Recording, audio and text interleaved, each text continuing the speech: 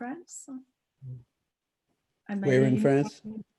I'm presently not very far from Paris, northern Paris, but I normally live in Brittany. Okay, wonderful. Okay, I'm a bit moved, I'm a bit surprised. So first I wanted to thank you very much, the two of you, and also Jon Bashu, for these fantastic weeks and evenings we've been spending all together, and for all the people who have contributed. I have almost been there every evening, except a few evenings I couldn't.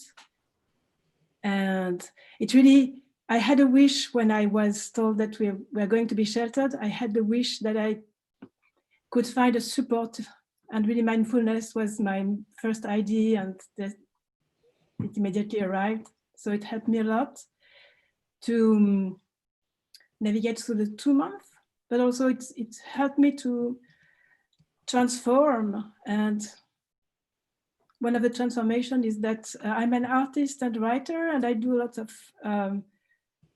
workshops with children or with any kind of people. And I always had refused to give workshops in prison because it was too difficult. It looked like too difficult for me. And during this 2 months, something transformed. And when I went back to this residency program I'm in now, I felt ready to work in a prison for a few workshops, and I will begin next week. Wow. So thank you, because it was so frightening to me, and then something shifted, and now I feel ready. I've been there once, and I feel ready.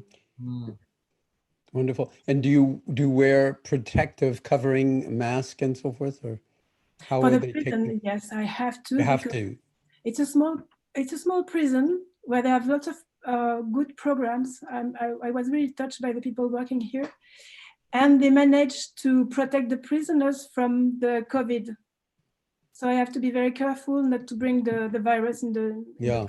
because But and you also have to protect yourself in case the virus is in the prison, because in the US, sure. we worry about that a lot because it is there. Yes. It looks like it's a very small prison in which they have protected the people. Good. Okay. I So will protect myself, and they will protect themselves, and it should work well. wonderful. Wonderful. I spent 4 years working in prisons in Massachusetts. And I can tell you that I usually felt more at home in prison than I felt leaving the prison, in the outskirts or the environments of the outside the walls of the prison. It's a very sanctified place to work with human beings, very often who really don't belong in prison, but the society in some sense did not come through for them very often from before they were even born. And so the levels of suffering and the levels of humanity are really rather remarkable in my experience in prison. And we were training people in mindfulness and studying its effects in the prison for 4 years in various prisons in Massachusetts. And must say I learned an awful lot from the inmates that I was working with. They taught me a lot about life and injustice and violence and different forms of violence. I'm aware of that, and I've read and I've seen the video of the Compassionate Prison Project. Maybe you've heard of that. But the problem was that I was afraid of being locked in. Yeah. It was not about the prisoners, because I'm quite sure they have been suffering so much, and what I managed to heal through these 2 months is more my fear of being locked in. Locked in. Okay. And they won't let me go out after. Yeah. Well, yeah. That's a very low probability event. Sure, but the body I doesn't know it. get it. No, and also that's relevant to what we've been practicing here for the past 12 weeks, is that we don't need outer prison buildings to imprison ourselves. Our mind is very happy to lock ourselves up in prisons of our own creation, the thoughts that Alexis was talking about, and the habits of thought that remain unexamined. So how wonderful, Louise, that you're actually extending yourself in that direction, and even extending yourself in the direction of, your own fears, and then not letting them stop you. That's its own form of, liberation. I sometimes felt never felt freer than when I was actually in working with the inmates, behind many different walls to get into them. Mm. So I will maybe tell you. Yeah, report back But at I some feel point. that I have a lot of joy inside me since I visited the jail and the prison. I met the people. I really felt it was the right place to be Yeah. for me.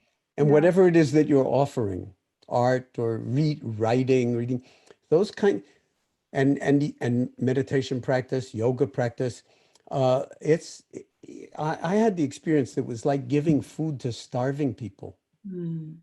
because prisons are such restricted, punitive environments that, people are really starving for, one, just authentic connection from the outside. And learning is so much fun. And a lot of people, unfortunately, who wind up in prison, they did not ever have a very positive learning experience when they were in school as children. So you're going to give them a first taste of the beauty of learning. Yes. Have fun. And Yes, and I yeah, want something because since a few weeks I had one, not really a question, but still it's a question before I went into this discovering. Maybe you've talked about that. One day I was not, one evening, I mean, it was evening in France. I was not there, but I'm really concerned with the question of gender mindfulness for gender questions, because I assume it's the same in the United States than in France. Most of the first frontline workers are women. yes. Like maybe 90, 85 or 90% of the people in the Yeah. hospitals are women. People in shops are women. Teachers are women mostly. And at home, most of the work has been on the shoulders of women during the confinement, sheltering. Right. There has been an amount of violence, domestic violence during the sheltering in France and probably everywhere. So I think it's important to say it, that women are really, because most of the time we say people and we don't see that women are having the whole world on their shoulders. And during this period of time, they really have had the world on their shoulders. On the same time, you have 90 or maybe 85% of the women having the world on their shoulders on the front line. And if you and if you look in the governments and in the big, at the top level of companies, it's exactly the contrary. Yeah, it's all men. Yes, 10% of women maybe. And also I was very surprised in this Zoom to see that there is a huge majority of women. Yoga classes, you have a huge majority of women. In other mindfulness groups or Buddhist groups like Plum Village, or it's a huge majority of women, like 90% or 80%. Yeah. And so they are having the world on their shoulders, and they're the one who are practicing mindfulness the most. So I'm really wondering whether what's going on there, where are the guys and why they are not here with us, I mean us women. And is there in mindfulness, and I never heard of that, people who are really trying to bring this question of our bias that makes us blind on this huge overrepresentation of women. Yeah, and asymmetry. It's a very profound asymmetry. it's always been true in MBSR too, that it's like about 66% women in the classes and 33% men. You know, the doctors are referring their patients, but twice as many women as men. Mm. I'm so glad you brought this up. You know, that this is another fundamental kind of lens that we need to hold up to reality and name what's going on. And often, uh, as you're saying, the women do enormous amount of the work out there in the world, but they don't get the credit, the power, the money that the men are getting. Well, this is the kind of fundamental asymmetry that why should that not be an object of attention in the meditation practice? Why should that not be right out front in the dialogues in the meditation centers? Why should that not be, you know, an absolutely essential inquiry as to the nature of what we're all engaged in? Because if we don't pay attention to what's right in front of us, but we don't see, we can talk about mindfulness until we're blue in the face, but the injustice or the asymmetries that could lead to uh, either by omission or by commission, a certain kind of subtle violence or sometimes not so subtle violence towards women, um, just gets ignored. And it's not that different from all the other forms of injustice, racial injustice, social injustice, economic injustice, gender injustice, and not just binary gender anymore. So we need to really, you know, take into account that some people are what's called gender fluid or you know, that they have different ways of describing themselves and even different pronouns that they use. So this is, as I've been trying to emphasize from the beginning, all part of the curriculum. Unfortunately, I can only be my male incarnation to whatever degree that's possible. So I try to be as aware as I can be that, yeah, it's inevitable that what's coming out of my mouth is being filtered in ways that I may not even have any awareness of, although I try to, that may be, you know, not so sensitive to not just the asymmetries, but the injustice and the violence that you're pointing to.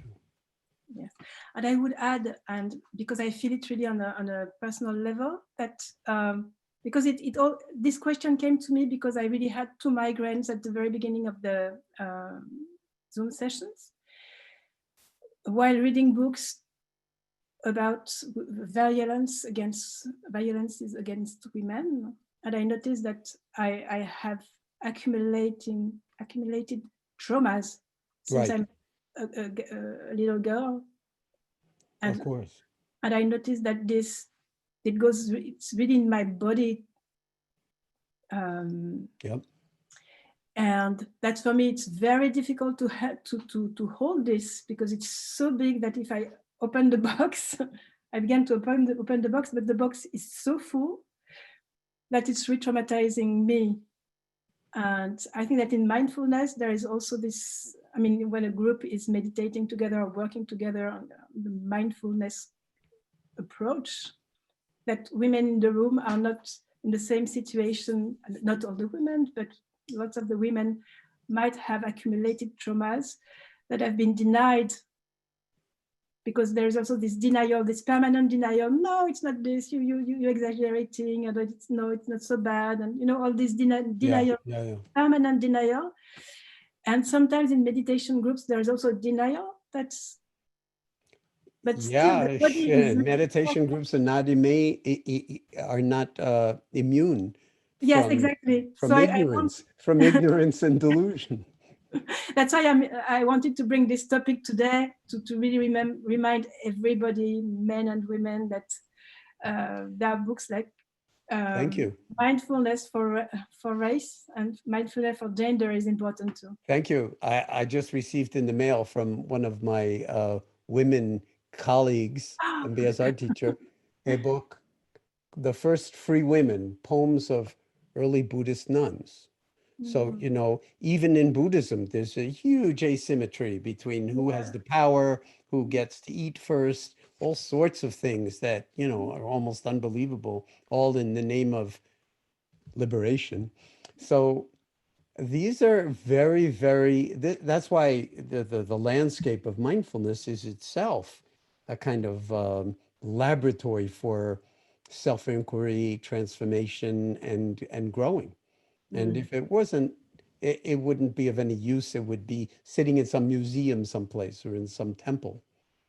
And so thank you, just thank you, Louise, for bringing that up. That I'm sure speaks to pretty much everybody in one way or another in this community. And that means, obviously, we have our work cut out for us, all of us, the men and the women, and everybody who, you know,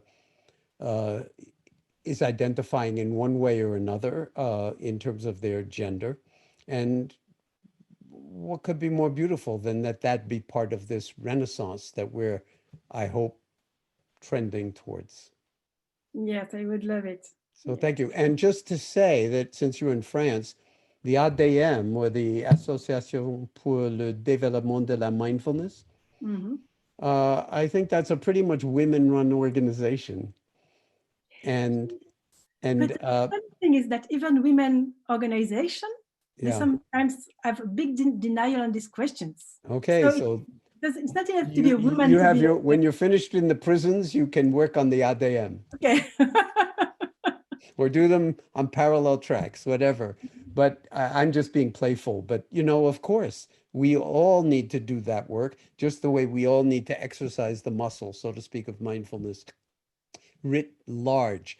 The places where we're so blind, we need each other to point out what we don't see, because we're never going to see it in our own quiet meditation practice. Yeah. Thank you. Thank you so much, Louise.